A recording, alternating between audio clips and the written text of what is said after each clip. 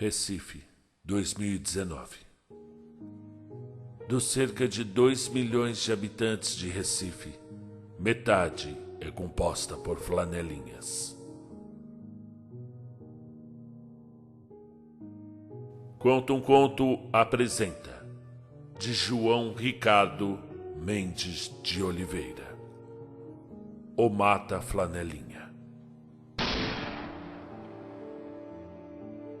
Narração Marcelo Fávaro. Revisão e edição Mariana de Lacerda Oliveira.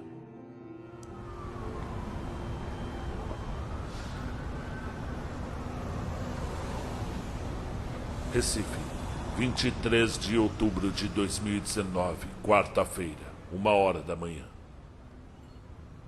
Eu nunca tinha visto a noite de Recife assim. Aquele olhar se afastava rapidamente, enquanto a cidade o engolia.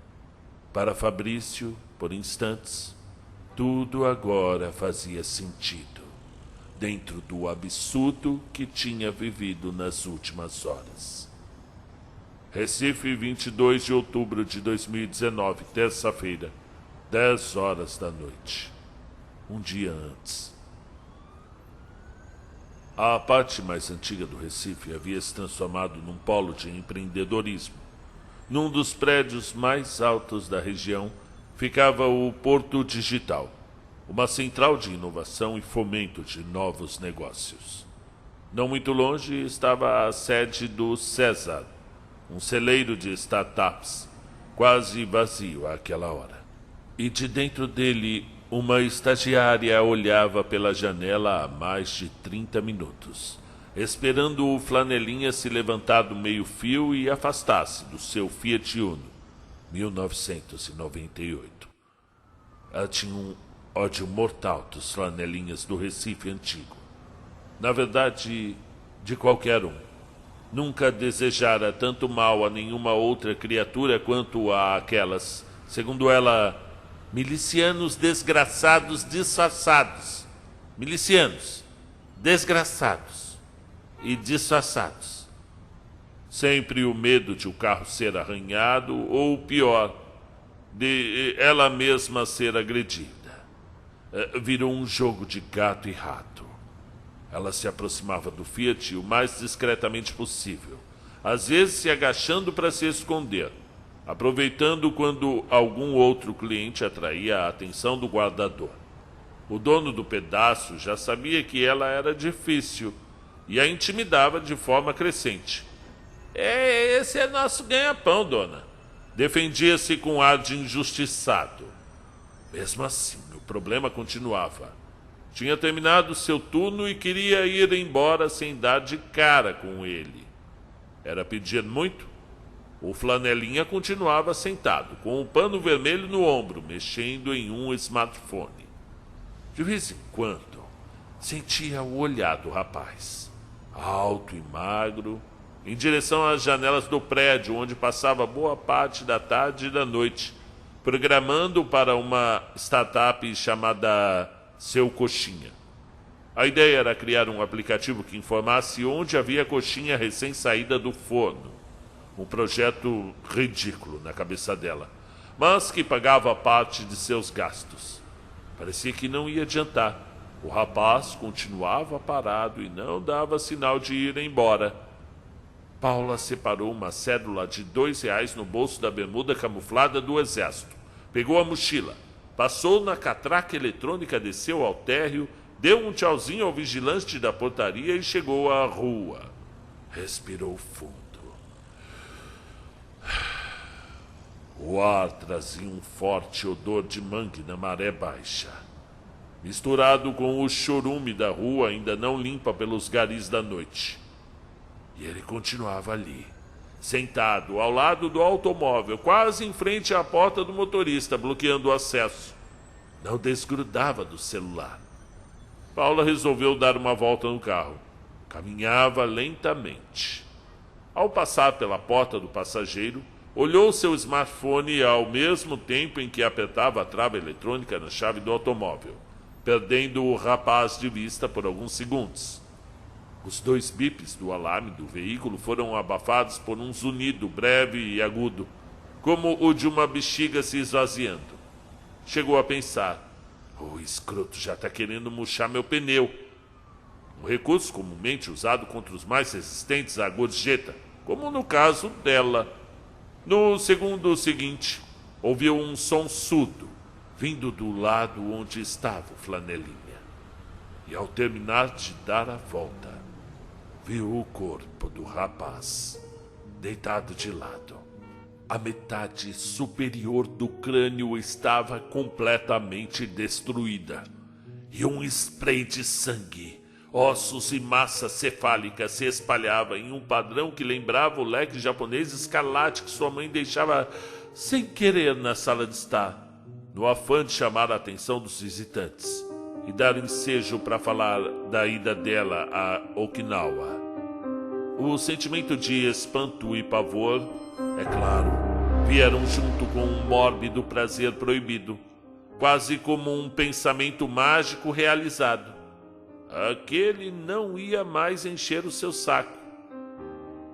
Paula olhava para os lados, procurando sinais do autor, sem ver aquele grande movimento na rua. No chão estava o celular manchado de sangue, ainda passando um pornô das brasileirinhas. A polícia científica do estado de Pernambuco chegou prontamente, bem como os repórteres dos jornais locais. Muita gente se aproximou, e não havia tanto mais o que contar de novo. Fotos e vídeos já viralizavam. Mesmo assim, o fascínio da cena era magnético, e ninguém parecia afobado para voltar para casa. O delegado Fabrício viera às pressas. Estava cansado. Era perto do fim do seu plantão e tinha acabado de chegar do Instituto Médico Legal. Pensava ser mais uma execução ligada ao tráfico de drogas, coisa corriqueira em metrópoles como Recife, com mais de 1,5 milhão de habitantes, e uma desigualdade social incomparável. O melhor e o pior dos mundos poderiam ser encontrados ali. No entanto, a forma e o método de execução eram atípicos. Primeiro, nenhuma câmera de segurança mostrava movimento suspeito, ou mesmo carros e motos próximos. Apenas a imagem da estagiária se aproximando. Certamente um tiro vindo do alto. A imagem de um sniper veio à mente de Fabrício. Mas era fora de questão. Imagine, um sniper para matar um flanelinha. Armas, munição e logística seriam caros demais. Para matar um flanelinha. Parecia um esforço excessivo para uma execução sumária. Fabrício começava a ficar intrigado. Iniciou uma chamada com sua colega de delegacia, monitora de câmeras de segurança da Defesa Social da cidade, a Sheba Eilat. Ele sempre comentava sobre este ser um dos nomes mais chiques que conhecia, Sheba. Mas, segundo ela própria, a origem não trazia boas recordações. Sheba havia crescido em um orfanato. Fora levada para adoção quando a mãe solteira se matou. Tinha esquizofrenia e, segundo uma tia, o nome de registro foi um dos seus últimos atos de relação com a filha. A mãe de Sheba tinha delírios de genealogia e grandeza, acreditando ser descendente de tribos judaicas africanas oriundas dos filhos de Sheba, mais conhecida como a Rainha de Sabá e Davi. O sobrenome Eilat era a famosa cidade de Israel, que fazia fronteira com Tebas, no Egito. Haviam se conhecido no estande de tiro da academia da polícia durante as primeiras semanas de treinamento.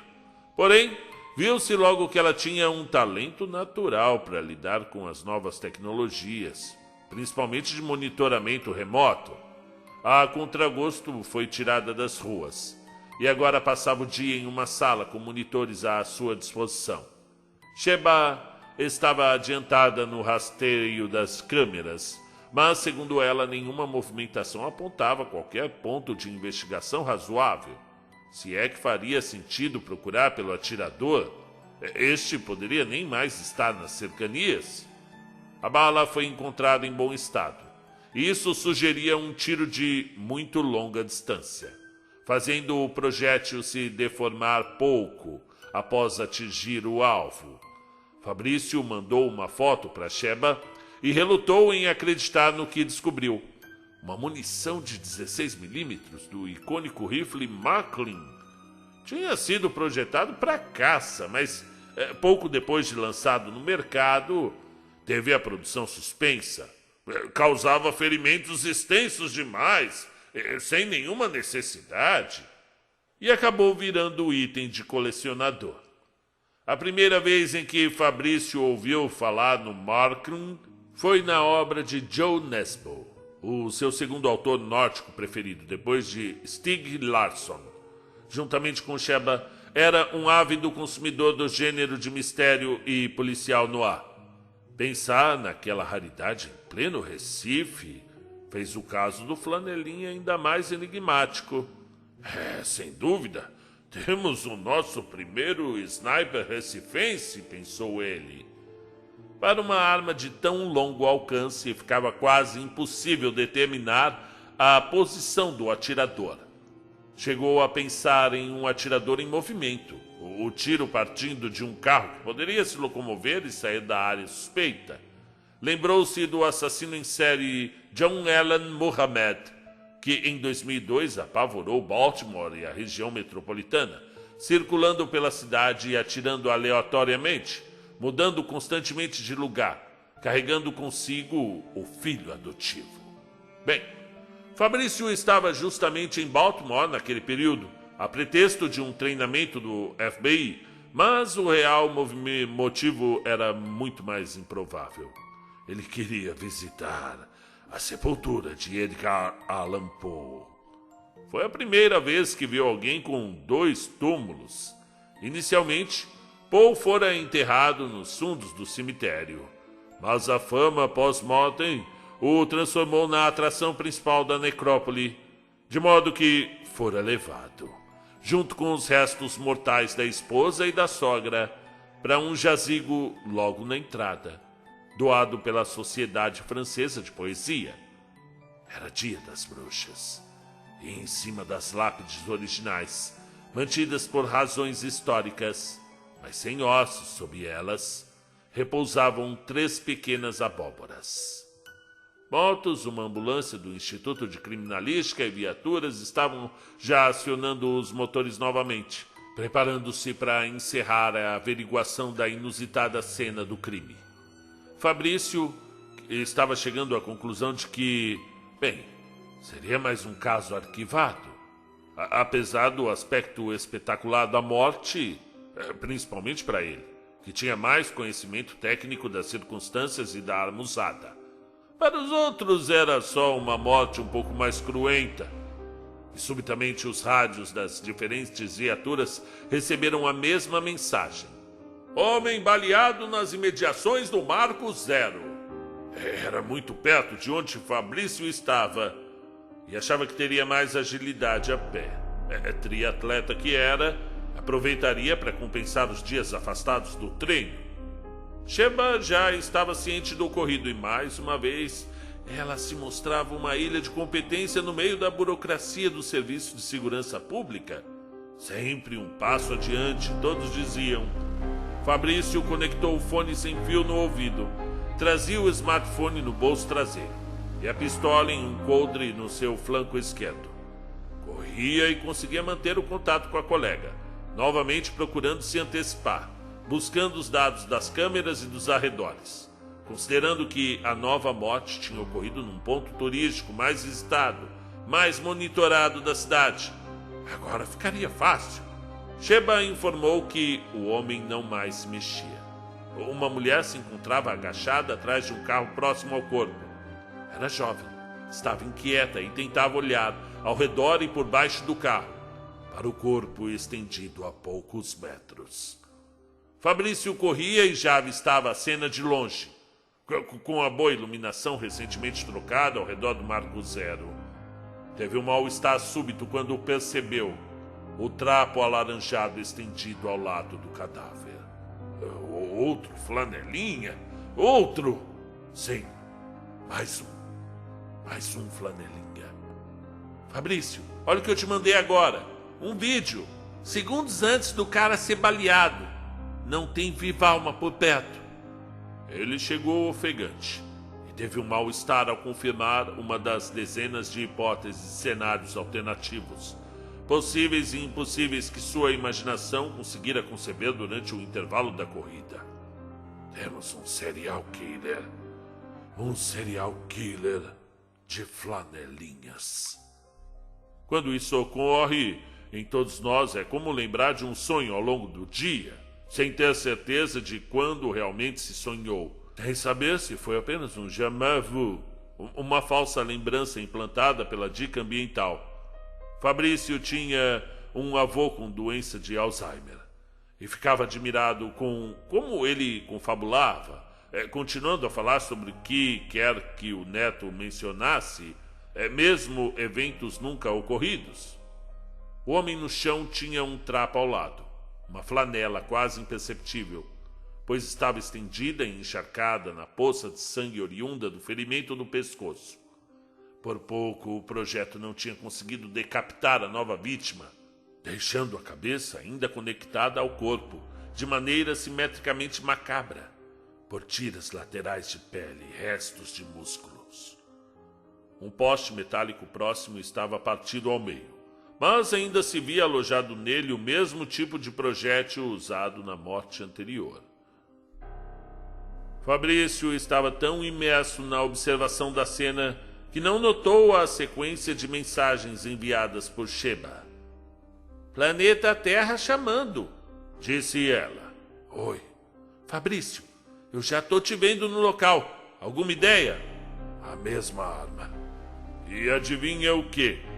Sheba não respondeu e Fabrício complementou. "Eu acho que é outro flanelinha, Sheba." "Caralho!" A cena já estava tumultuada e duas motos chegaram simultaneamente, mais uma viatura e a ambulância do SAMU.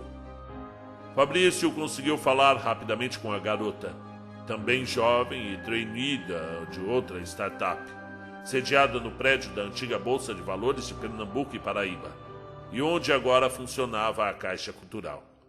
O relato era muito semelhante ao anterior, o mesmo padrão, com o flanelinha aproximando-se da jovem, seguido da queda súbita do corpo já desfigurado pelo projétil de idêntica origem.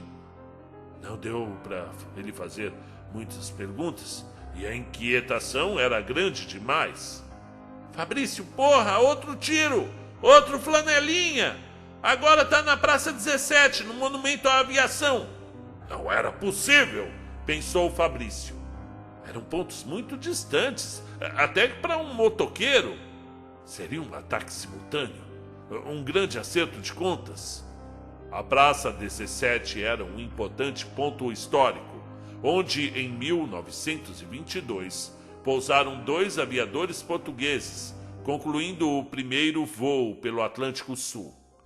E ele se sentou nos bancos do Marco Zero, ao lado da estátua de Naná Vasconcelos.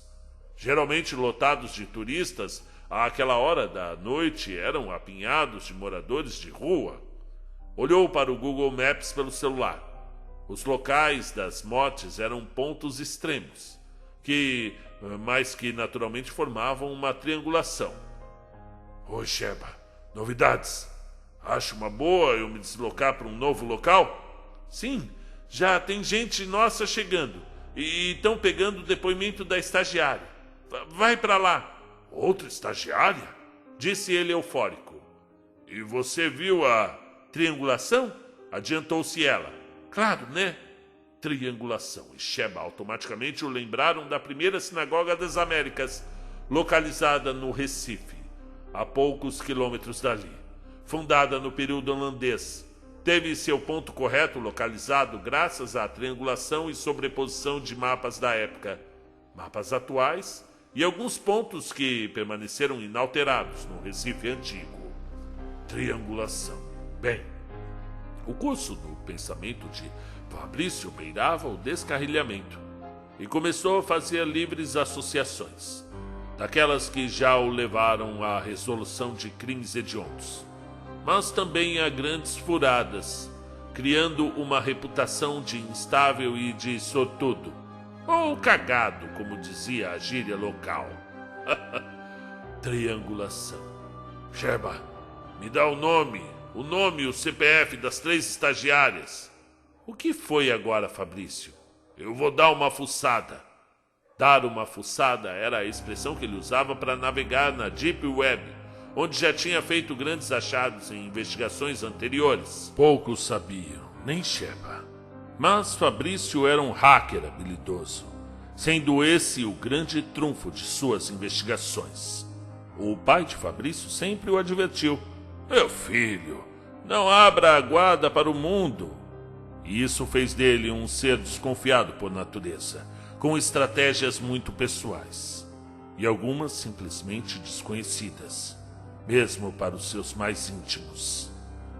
Em 30 minutos, Fabrício achou um código aberto, que o levou aos 3 padrões cifrados de EPIs de 3 smartphones ligados aos CPFs das moças. Estavam em um aplicativo, com as iniciais MF, em uma logomarca. O aplicativo era recém-adicionado na rede e tinha sido acionado pelas 3 estagiárias ao longo das últimas 3 horas. Baseava-se em um sistema de GPS extremamente preciso, por ser focado apenas no Recife antigo. Fabrício entrou em um dos seus estados recorrentes de introspecção, e a insígnia MF flutuava em sua mente, como tudo o que sabia até agora. Os 3 flanelinhas mortos. Estagiários e startups.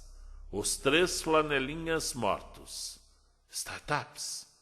Porto Digital. Triangulação. 3 flanelinhas mortos. Porto Digital. Triangulação. Flanelinhas mortos. Flanelinhas mortos. Startups. Flanelinhas mortos. MF. Sheba! É um mata-flanelinha. Como é, Fabrício?